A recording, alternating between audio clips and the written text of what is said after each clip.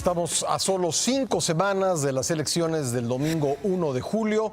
Ha transcurrido ya el segundo debate y las cosas parecen mantenerse igual que han estado a lo largo de este proceso electoral. Es decir, con más acusaciones que propuestas.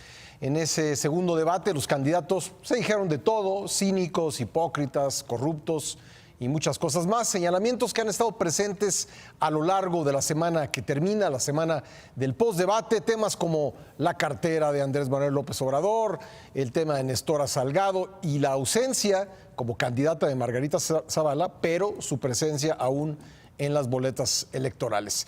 ¿Qué esperar de lo que viene en estas próximas 5 semanas? Lo vamos a platicar con nuestros panelistas esta noche.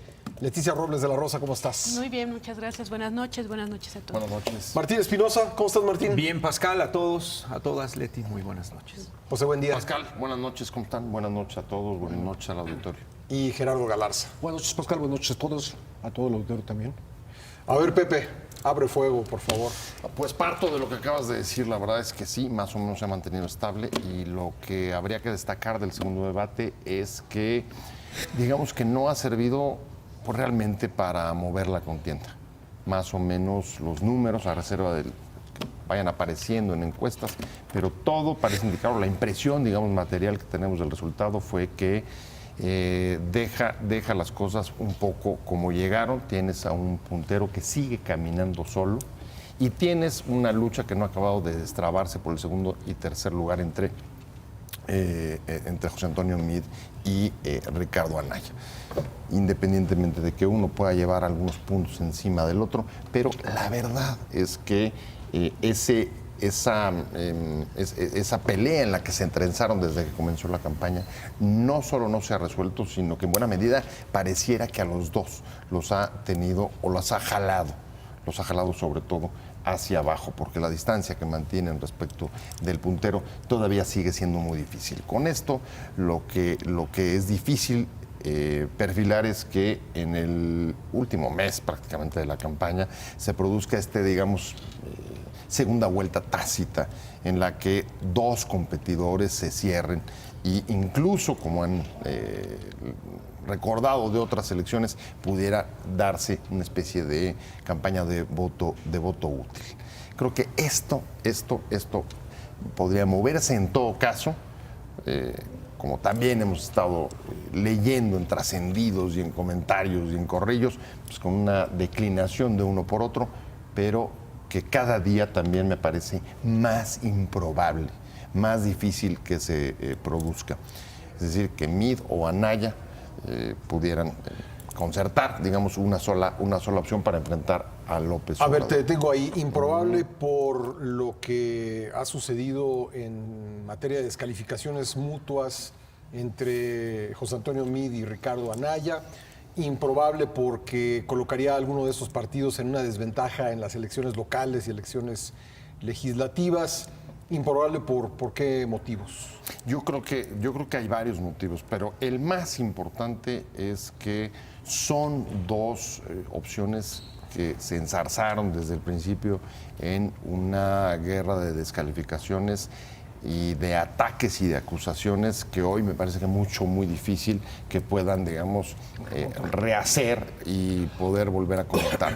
Las amenazas al principio de la campaña de Ricardo Anaya, incluso de meter a la cárcel a Peña Nieto en caso de que se investigara y resultaran casos de corrupción, me parece que es una de las muestras más evidentes de la fractura que se produjo dentro de los grupos políticos, digamos, del status quo de los partidos tradicionales, que en otras oportunidades el PAN y el PRI habían logrado tener, digamos, en elecciones como la de 2006 o 2012, un mayor diálogo que les permitiera incluso llegar a acuerdos, aunque sean informales, para tener transiciones mucho más tersas, como las hubo, a pesar de las crisis políticas como las que vivimos en 2006. Pero también interviene, y yo creo que ese es un aspecto muy relevante, el segundo que señalabas, el tema de los gobernadores. Quizá hacia el final de la campaña, buena parte de los interrogantes que todavía penden sobre la elección tengan que ver con la posición que vayan a asumir los gobernadores. Y respecto de una alianza entre una declinación tácita entre estos dos candidatos, me parece que hay muchos que no lo verían con buenos ojos por el resultado o el impacto que pueda tener al interior de sus intereses y sus elecciones locales. Entonces, creo que sí, que ahí es donde está uno de los puntos centrales en el futuro de la elección, el papel que vayan a jugar los gobernadores, que creo que en buena medida empiezan a actuar bajo, digamos, motivaciones muy locales y se desligan de las directrices, digamos, que los partidos, sus partidos a nivel nacional pudieran llevar a la práctica. Y sobre todo, no podemos olvidarlo, frente a un mapa de gobernadores en el que un denominador casi común en el sexenio de Peña, y hoy lo reitera, por ejemplo, casos como el de Mendoza Davis en Baja California, han sido sujetos de investigaciones o de denuncias o de señalamientos por amplias desviaciones de recursos de los presupuestos federalizados que evidentemente pueden tener como finalidad justo llevarlos a la campaña electoral. Ahí se están financiando las campañas electorales. ¿Hasta dónde y cuál es el peso que van a tener? A ver, solamente el caso de Baja California Sur, Auditoría Superior de la Federación, 2016, Mendoza Davis, desviación de recursos, más de 1,000 millones. ¿A qué equivalen 1,000 millones? Es un tercio de la estafa maestra. Un tercio del total durante 3 años de lo que se desvió en la estafa maestra. ¿Cuánto dinero hay, digamos, en la opacidad o incluso fuera de los ojos de la supervisión de la Auditoría Superior para manejar y para meter en el proceso electoral? A ver, Gerardo, muchos temas ahí. Sí, hay muchos temas, es muy complicado porque hay cosas que no tienen antecedentes. La confluencia de elecciones, son 30 estados los que van a tener elecciones. Digo, Locales. locales, de los cuales 9 son gobernaturas y otros que tienen congresos locales. Entonces, esto es un escenario que no habíamos visto.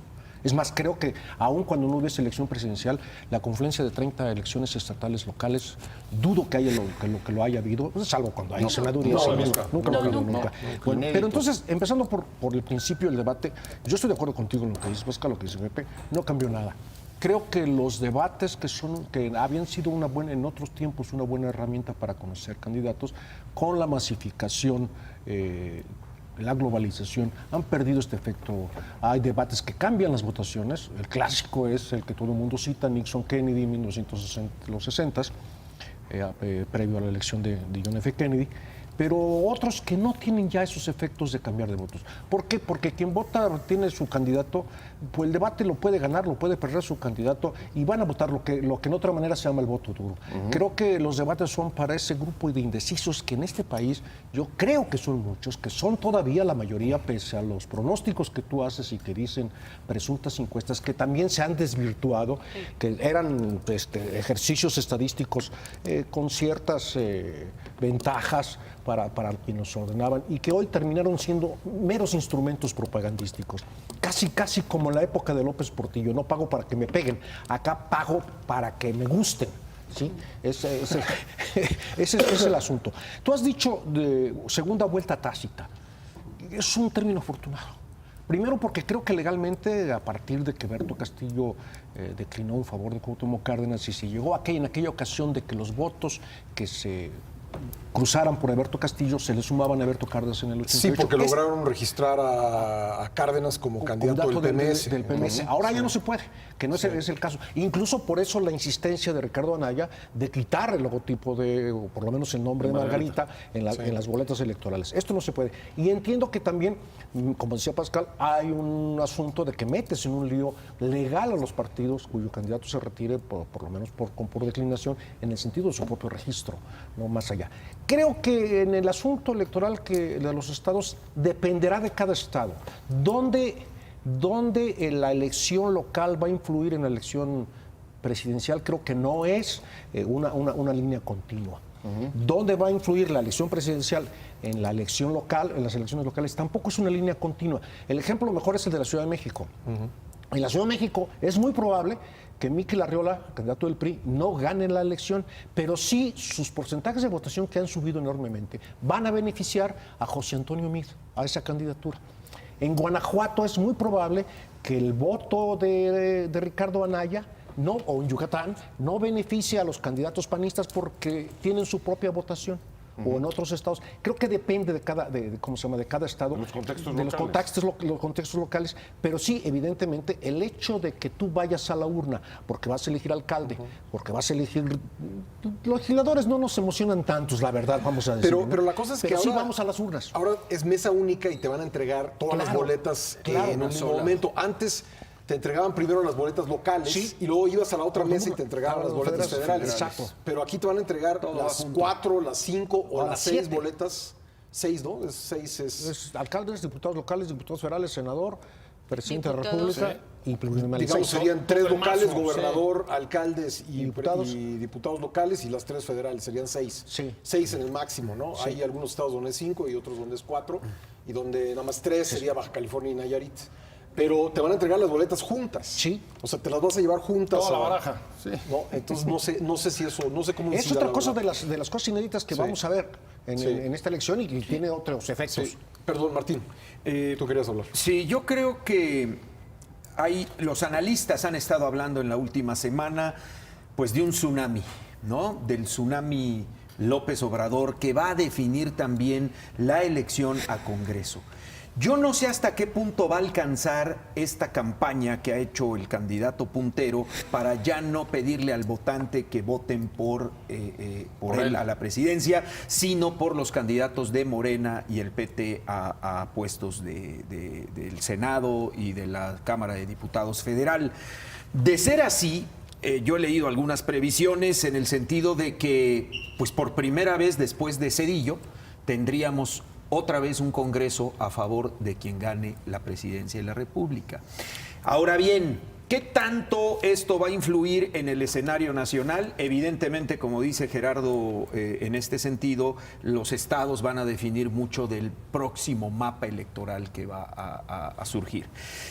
Está el caso de Nestora Salgado. Yo lo que veo es que es lamentable que en un proceso electoral este tema tenga que volver a revivirse e incluso instancias judiciales días después del debate en Tijuana vuelven a reactivar algunas de las denuncias para proceder en contra de la candidata de Morena al Senado de la República. Y digo esto porque la gente en la calle, el votante común, la gente que va a ir a las urnas o los que quieran ir a votar el 1 de julio, están observando cómo los políticos tienen un celo por la impartición de justicia en este país solo cuando les conviene y cuando hay tema electoral. ¿Por qué no se hizo nada antes? ¿Por qué vuelve a salir este tema? ¿Y por qué la gente no confía en el sistema judicial mexicano? Porque está acostumbrada a que nada más por consigna política se reactivan órdenes de aprehensión o se reactivan procesos que a lo mejor ya habían fallado en una instancia y que faltarían otras instancias y que a raíz de un proceso electoral se reactivan en otras instancias como el Tribunal Superior Bueno, de pero es que Justicia. también, Martín, déjame decirte que los procesos judiciales tienen sus tiempos. Sí, pero esto entonces, es si tú- evidentemente un tema electoral, Leti. pero Yo así lo veo. Bueno, tú lo puedes ver, pero no tenemos ninguna, No, bueno. ninguna prueba que nos pueda decir, es que a mí me consta que fue reactivado por esto.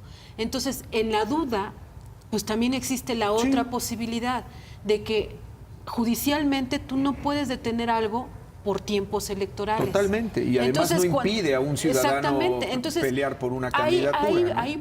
ahí puede coincidir el tiempo del Ministerio Público, del Poder Judicial, hacia un proceso... Del fiscal, se dice ahora. Sí, bueno, del fiscal. Ahora es fiscal. Que pueda coincidir y que no necesariamente sea este juego perverso de reactivar por un asunto electoral.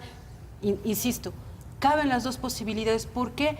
Porque ningún juez y ningún fiscal va a salir a decir, a mí la verdad sí me lo pidió el gobernador que le diera. Ah, y porque bueno, el bueno, pues, o sea, evidentemente pues no ni va a hay un pasar. documento que pase esto. Entonces, estamos en el terreno de el creer, el pensar.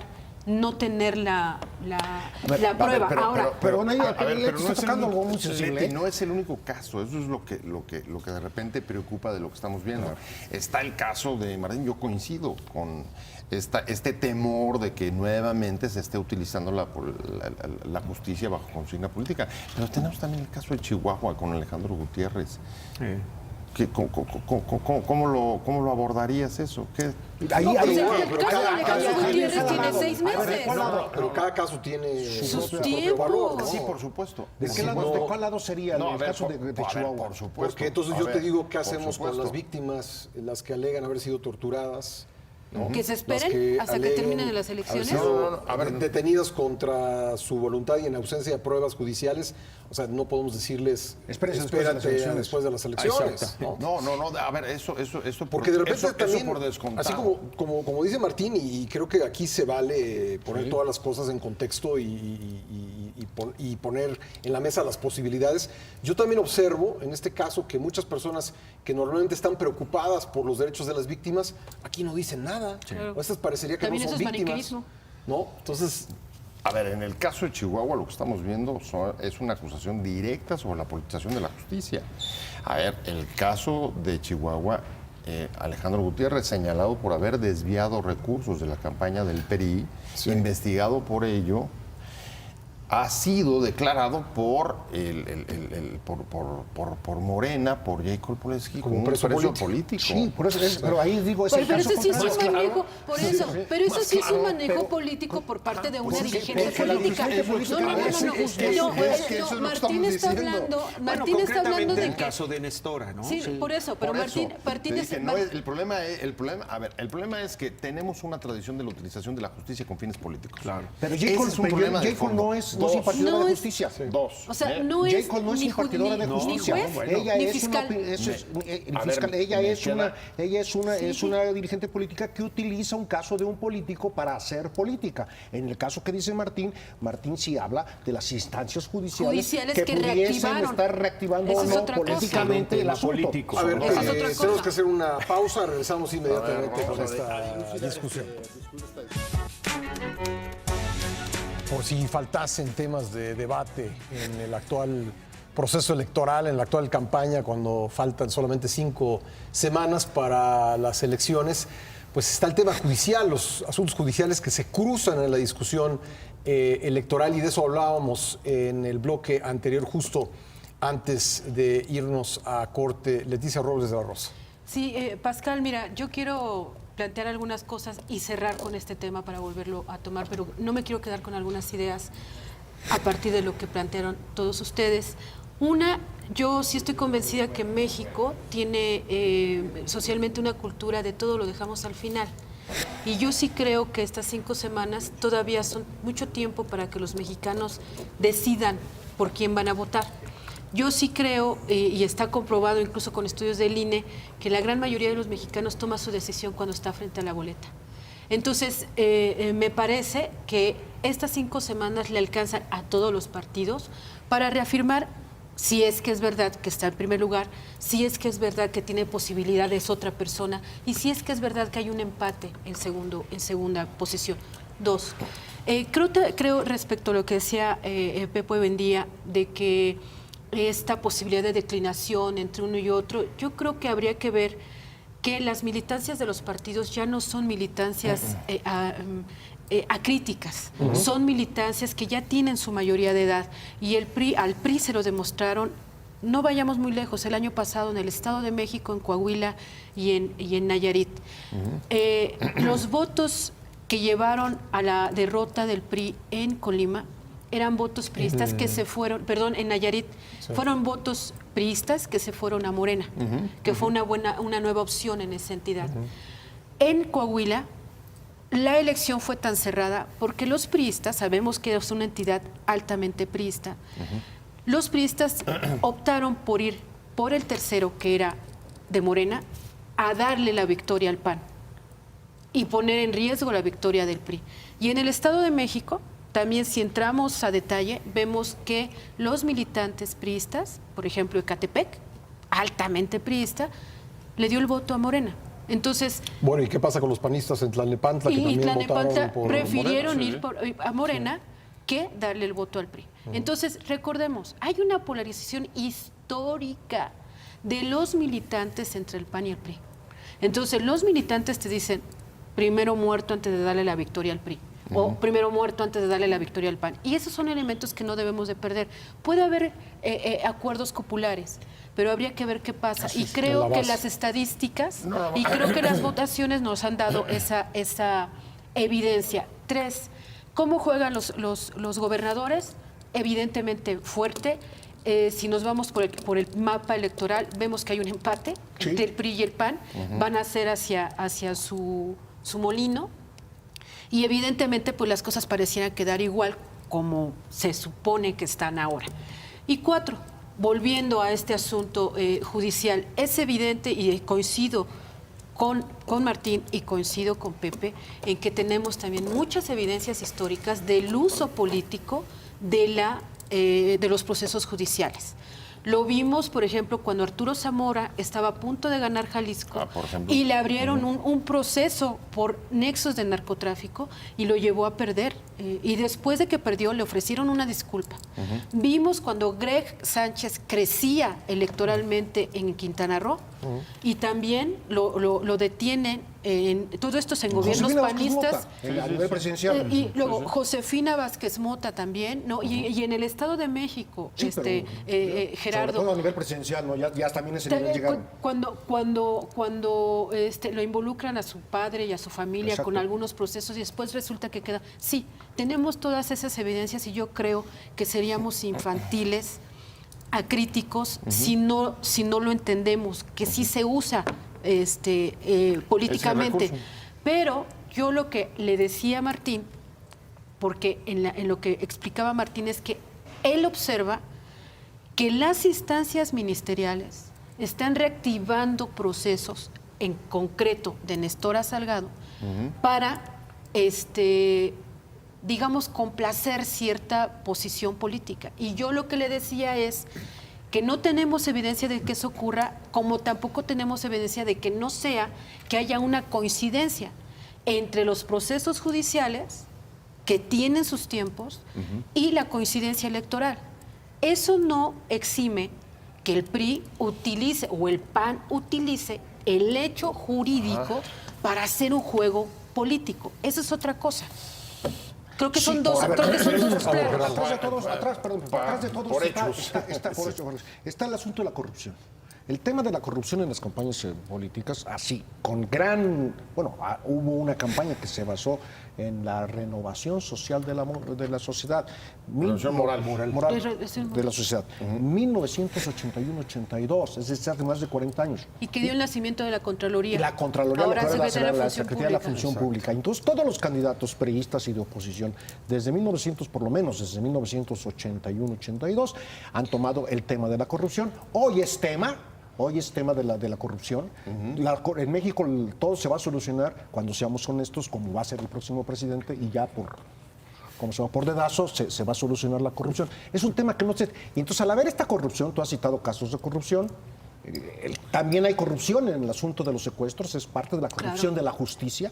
Y entonces, el problema es que no tenemos solución. Después de 20, casi 40 años, seguimos con los mismos temas. Sí, hay ese envenenamiento, por supuesto, y entonces cuando hablas de corrupción tienes que poner casos de uno y de otros lados.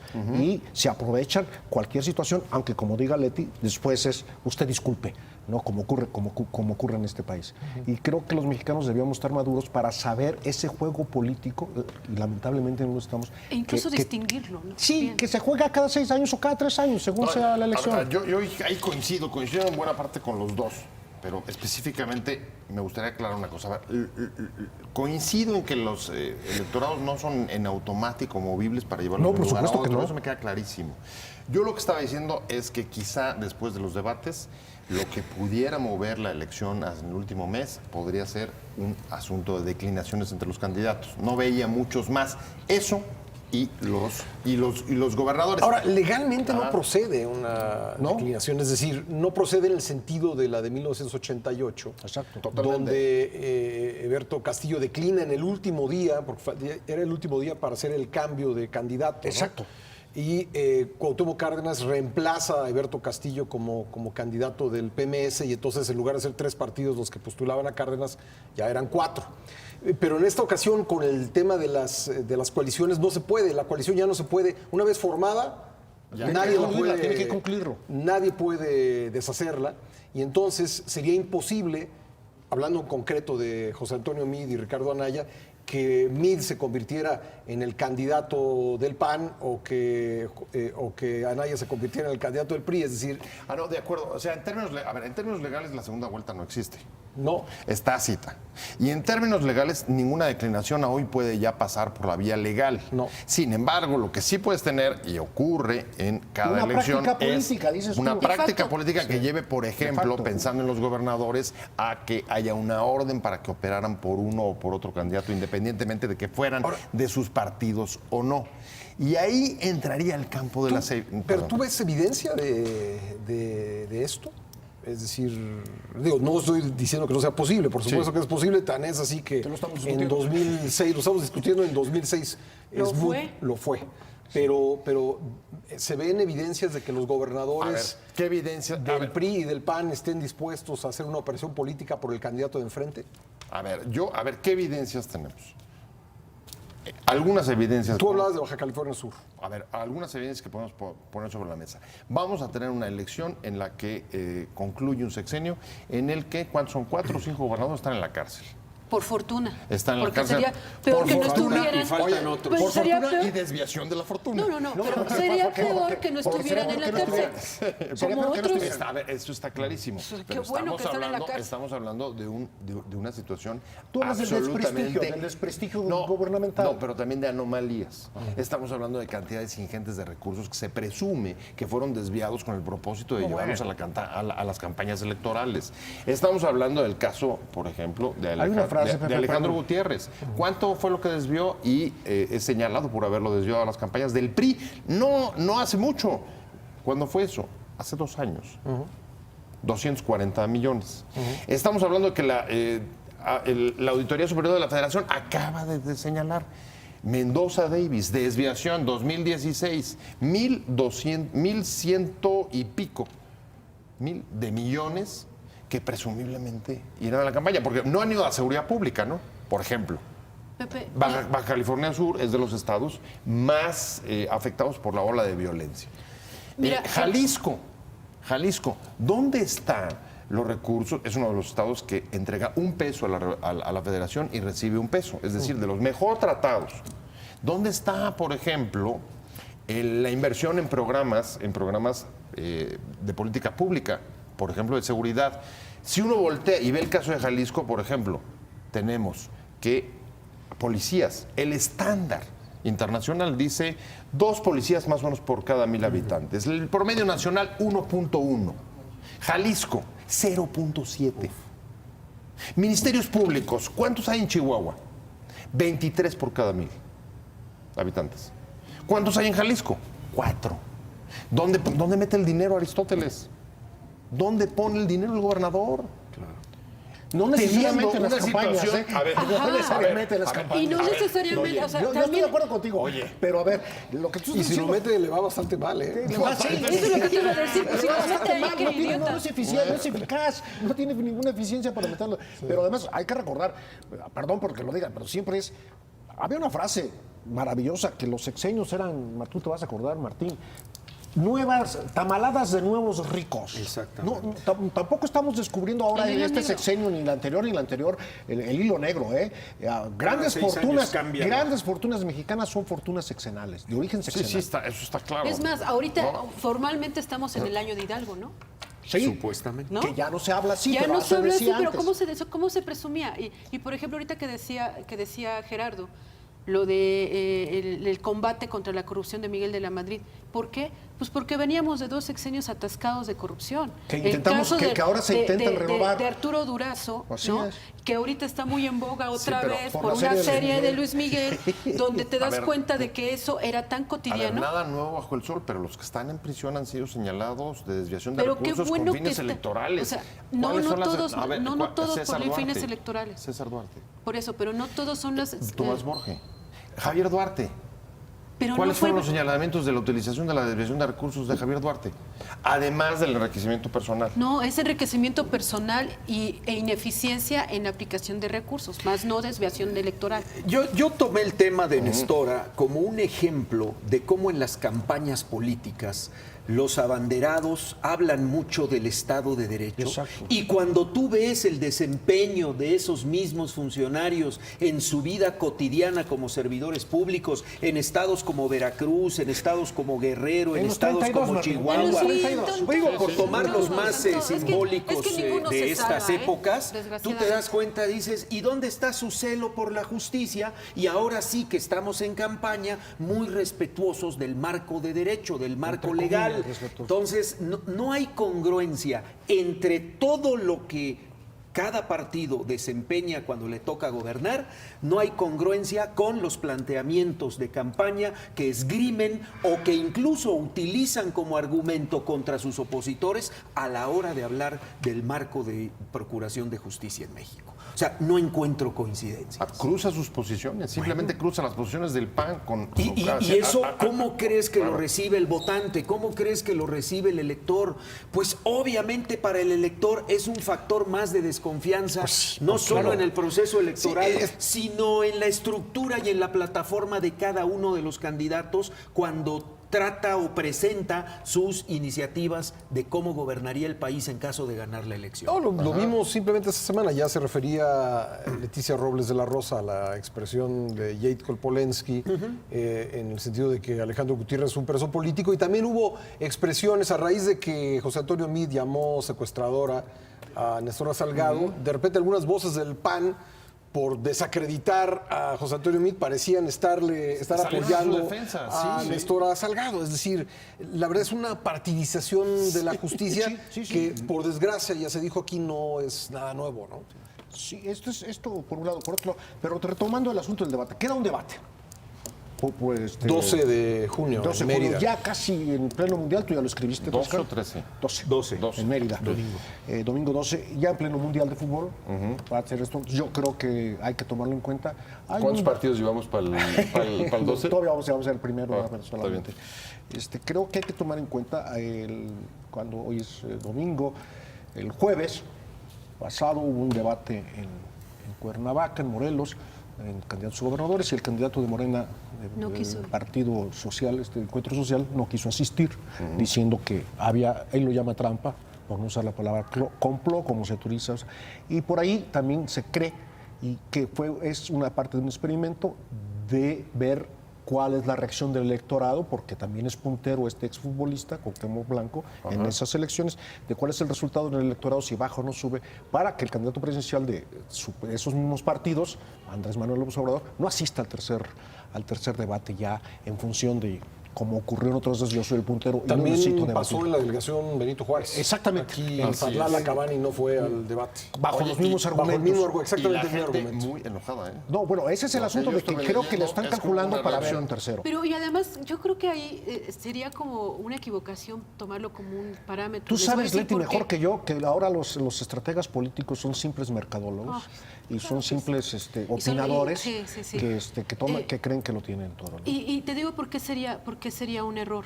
Porque Cuauhtémoc Blanco, el prestigio que tiene o la popularidad que tiene se debe al fútbol. Claro. Nada más. No al partido político en el que está. Y otros candidatos sí se lo deben al partido en el que está. Entonces, tomarlo como una como No, un no, como un referente. experimento, es un experimento, Sí, por según eso, las por informaciones eso. que tengo. O sea, para medirle el agua a los Tuvo que camotes. Para medirle el agua a los si camotes. decidiera no ir, sería un error. Yo lo que creo es que a un caso como Cuauhtémoc Blanco, Sí. que sus seguidores tienen otro origen, ¿sí? No le afectaría tanto como a otro candidato que sea meramente político y Ya, que claro. viene con la fuerza de un partido, por ejemplo, López Obrador. Entonces, Eso es completamente distinto. A Cuauhtémoc Blanco puede que no le afecte en nada. ¿Por qué? Porque sus seguidores siguen al futbolista, No al al político. político. Y en los Y te otros habla de un casos siguen- hartazgo social hacia la clase política, Por que es lo supuesto, que hemos visto por en supuesto. Morelos. Ahora, más allá de eso, yo no creo que vaya a cometer ese error, ¿eh? Digo, hasta ahora no Hasta hay- ahora no ha habido. Hasta ahora Sí. no ha habido ninguna también- expresión. yo también que uno- podría Y además decir te que no voy- lo come- y además, como- vamos a ir a corte. Sí. Vamos a ir a corte, regresamos Sí, enseguida. porque- Y continuamos esta discusión en Entre Líneas. No se vayan.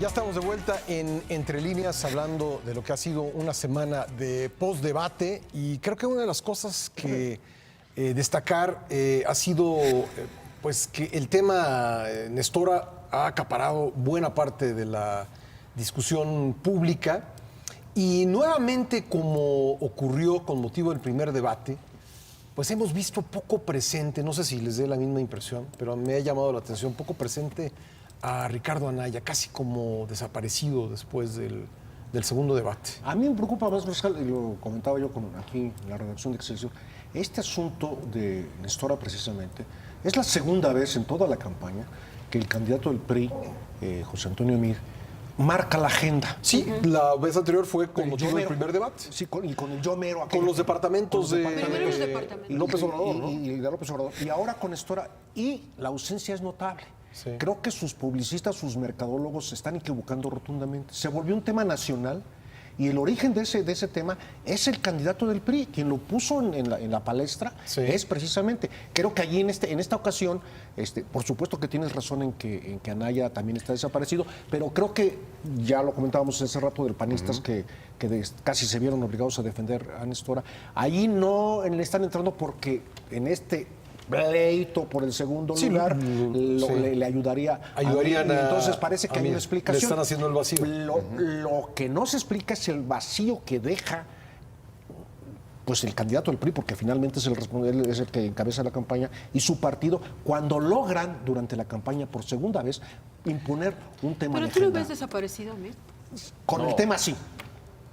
Con el tema de Nestora. Pero- Presentó el libro esta semana. Pero acuérdese que ha estado, que mandó el tweet diciendo no Él solo- me desdigo. él Y solo el de otro ti. día en Él un solo. evento, bueno, en eso Lejano al tiene partido, razón. absolutamente. En El eso partido tiene lejano a razón. él. El partido no ha ido reproduciendo No, sí, esta claro. parte. En Hay eso una tiene ausencia razón. de partido. Exactamente.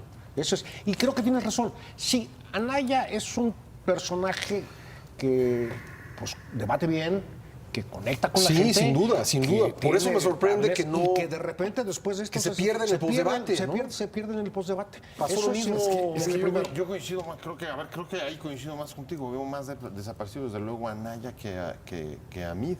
Sí. A Meade lo veo en efecto. Aunque me sea parece que solo, el pero ahí debate- está. El debate estuvo bien, está marcando agenda.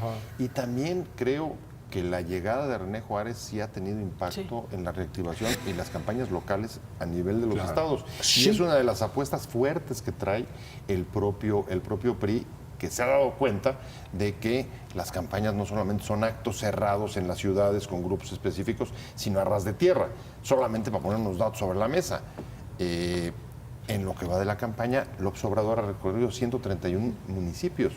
Anaya y Meade apenas van en 50. Menos de la mitad. Y hoy creo que podemos empezar a perfilar que la intención de voto se ha movido más quizá por el contacto y las campañas de tierra que por las opiniones Es que de los- esa- es de que los esa es la mercadólogos o campaña. las estrategias Esa es la campaña. aéreas de otras oportunidades. Y yo creo que Meade está tratando de dar, de girar hacia allá. Nos decía, por ejemplo, el otro día Gisela Rubach, ¿te acuerdas? Y coincido también con ella. Empiezan a darse cuenta. El problema es si le va a dar tiempo.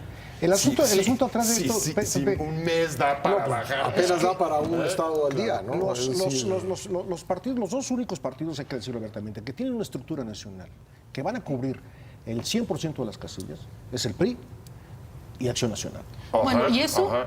en duda, la Acción Nacional. Exacto, pero porque el bueno, PRI sí. le va a ayudar la su alianza con el PRD. Son los dos Pero partidos eso que todavía tienen- importa, lo pregunto. Yo creo que sí importa. Sí. Uno, a ver, lo voy a poner con el ejemplo de Margarita Zavala. hacer un acto a ras de tierra en cualquier municipio que tú quieras, Margarita Zavala como candidato independiente.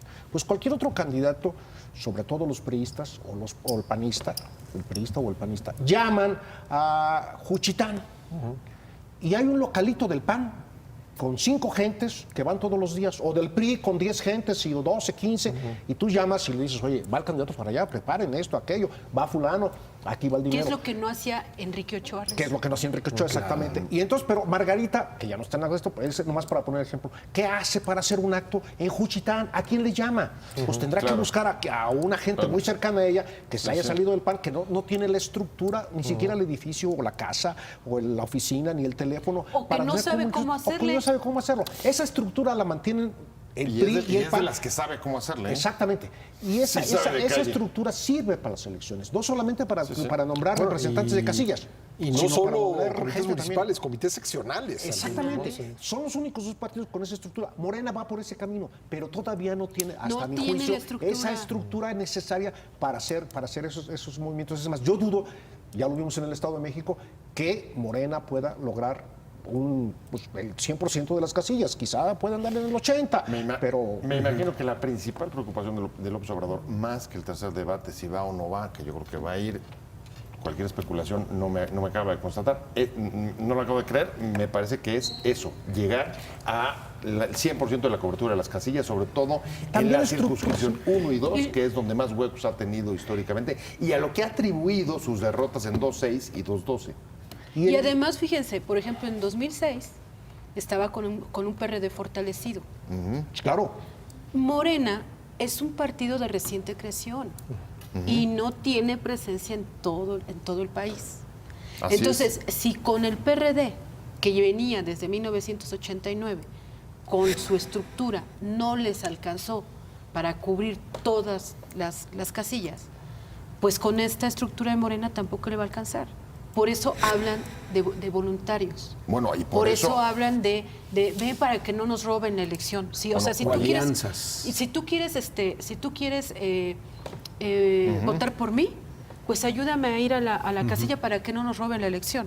Que ya el fraude en las casillas, yo creo, mi opinión es que el fraude en las casillas es inexistente. Es imposible hacerlo.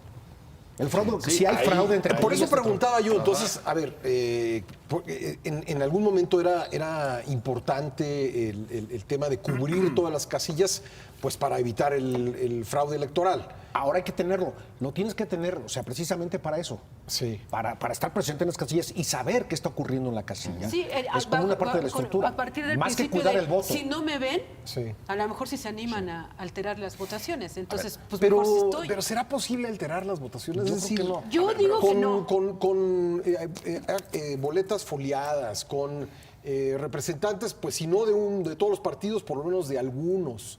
Es decir, no, sería cuestión de No, revisar. pero además también por los propios ciudadanos, ¿no? Sí, por O los sea, ciudadanos que propios organizan ciudadanos las dicen, Oye, no, elecciones. no Que hagamos fue un esto. problema de 2012, ¿no? Es decir, yo creo que el tema de la distribución territorial que tienen partidos como el PRI y el PAN, creo que lo verdaderamente importante es la capacidad de movilizar. Movilizar. La mayor parte de los votos que caen Exacto. en México en las casillas son producto de la movilización. Sí, claro. Y estamos hablando de todo tipo de movilización, es decir, tanto del que le dan un incentivo para que vaya a votar, como del que va, o sea, el del que está dispuesto a votar por el O el partido, vecino que te pero convence.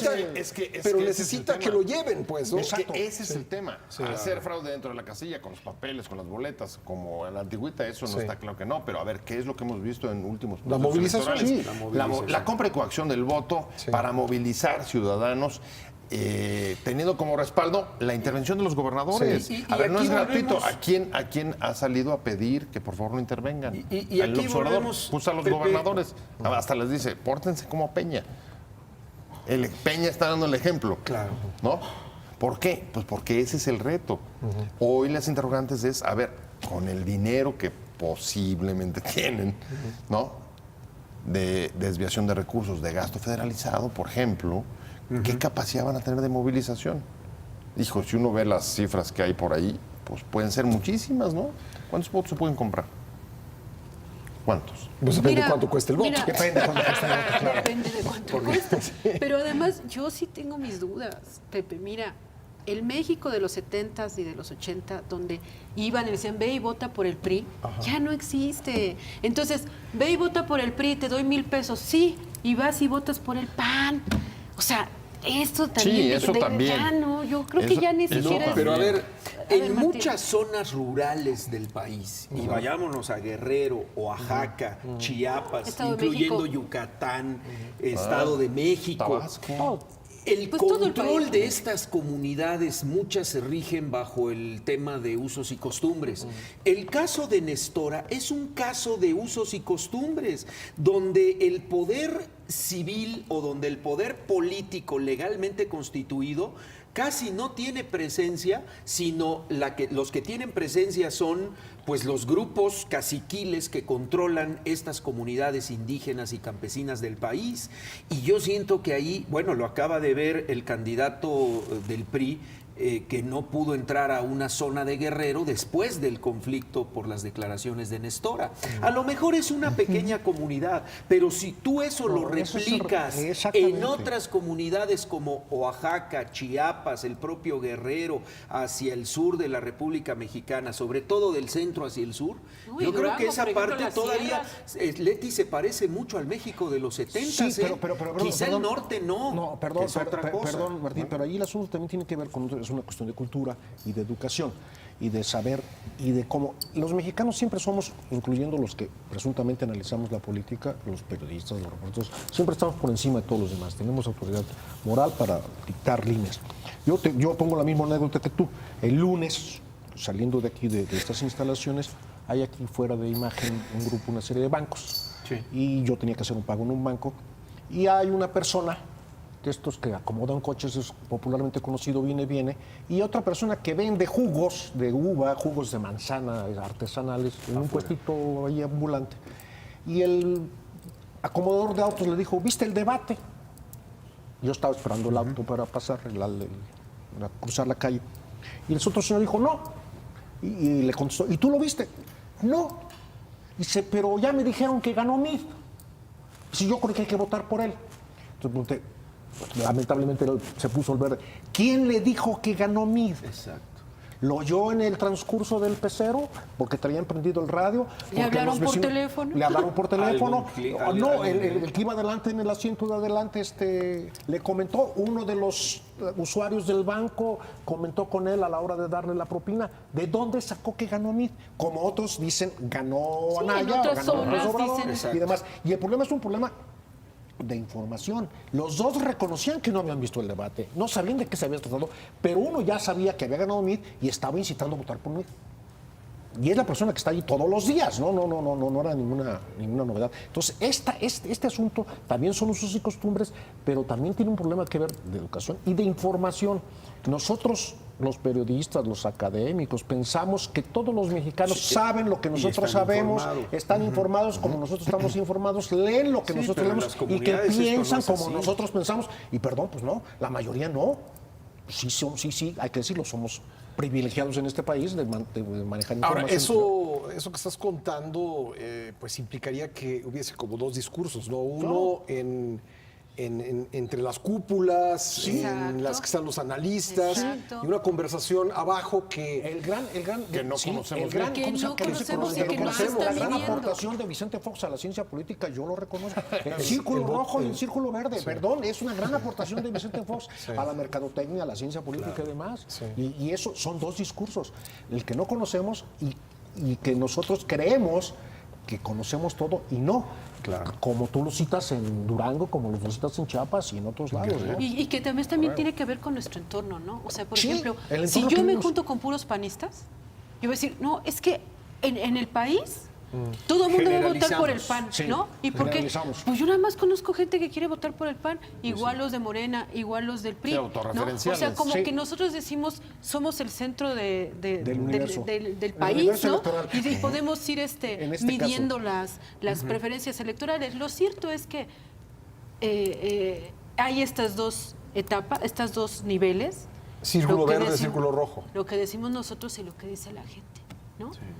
Y que va más allá de si Nestora, de si la cartera. Totalmente. de Yo, si- yo no sé cuánta gente del electorado puede saber a fondo el caso de Nestora. O sea, si a nosotros se nos hace complicado que tenemos información, imagínate Yo para creo el que es un resto. tema de círculo rojo. Exactamente. Sí, es un Pero tema de ¿cómo círculo rojo. pretenden los candidatos hacer que permee en todo el resto del electorado cuando a la gente le queda muy lejos y cuando la gente lo que encuentra es mucha contradicción en el discurso? ¿no? Yo, Pero, a eso, pero a ese, eso pero voy ese yo. es un punto, fíjate que en el caso de Nestora, creo que ahí la apuesta es la indignación. O sea, Claro, puede que tú no conoces el tema, víctimas. no sabes qué, pero dices, es que era secuestradora. Y te ponen las voces de las víctimas y todo eso. Y resulta que, por ejemplo, aquí en la Ciudad de México, que ya tenemos mucha delincuencia, ¿no? Escuchas eso y te indignas. Sí, y claro. dices, ¿y por qué esa qué persona pega tiene que, tanto? Porque, a ver, porque tiene que Leti, ser vamos a senadora? hacer caso. Pues en este gobierno perredista ocurrió, y en ese gobierno de el ahora aspirante presidencial ocurrió el asunto del secuestro del hijo de Alejandro Martí, Exacto. que origen de aquella marcha multitudinaria en reforma de Lo la compararías marcha de con los pinos. otras discusiones más técnicas. Exactamente. Digamos, lo contrastarías. Exacto. Exactamente. Entonces tú dices, tú apuestas a la indignación por la inseguridad y pones un ejemplo, como cuando fue lo de Napoleón. O sea, ¿qué es ejemplo de Napoleón? La corrupción sindical, su enlace con el gobierno, el ser gandalle, quitarle el dinero a los obreros, ¿no? El dinero que les correspondía. Ese es un ejemplo. Y entonces lo ponen y dicen, ese cuate no debe de llegar al Senado. Sí. Y en términos francos, dices, de veras no debe de llegar al Senado, no debe tener fuero, ni siquiera debe tener poder para decir sobre una ley. Claro. Y cuando te dicen, hay otra señora que al menos tiene la sospecha. Oye, imagínate que Nestora no fuera de Morena, imagínate que fuera del PRI. Los mismos que ahorita la están defendiendo, Pues lo que estamos ya hablando se de la estarían partidización de abriendo. la Exactamente. justicia, ¿no? Exactamente. Toda esa conveniencia. La verdad es que en cualquier caso estamos en una elección en la que predominan, digamos, motivaciones de enojo, de un voto, digamos, antisistema, anti-PRI, incluso anti-AMLO, por motivos Es una elección de anti. enorme molestia y además de una ruptura, Anti todo. Sí. entre su clase política y la gente, de una enorme distancia de separación. Quizá por eso, en buena medida, por ejemplo, la campaña de tierra ha tenido la relevancia que ha tenido esta vez. Algunos políticos han sido, pues, los han visto en sus comunidades. Solamente la presencia, la pura presencia puede significar, pues mira, no está tan lejos y tan ausente de los problemas y algún conocimiento puede sacar, pues, de verlos en la calle. Pero sí creo que está bastante claro que gane quien gane la presidencia, el impulso que lo va a poner en el poder es algún tipo de enojo. Algún anti. Sí, claro. Y algún un anti, anti, y ¿no? un anti. Yo conozco gente que te dice, no sé por quién voy a votar, pero ya decidí que no votaré por. Exacto. O sea, Sí, dejo sí, las es otras un opciones, fenómeno dejo muy- 3 opciones. Pero uno no. Con una situación, por el número de inscritos en el padrón y con derecho a voto, gane quien gane, va a ser el presidente mayor votado en toda la historia del país. Sí. Sí, creo que va a llegar a los Bueno, no, 20 millones, ¿no? por lo menos. Que nadie ha llegado a la nadie cifra ha de Bueno, los pero 20 millones. porcentualmente el, No, más- no, el por mayor supuesto que no. es Cedillo, ¿no? Sí, sí, por porcentaje sí. Bueno, porcentaje. el mayor es José López Portillo. Ganó Ah, con no, el no, no, 98.9% de la prehistoria. Tenemos que dejar aquí la discusión. Ay, Muchísimas no. gracias a nuestros panelistas y gracias a ustedes en casa por haber seguido esta transmisión. Soy Pascal Beltrán del Río. Hasta la próxima.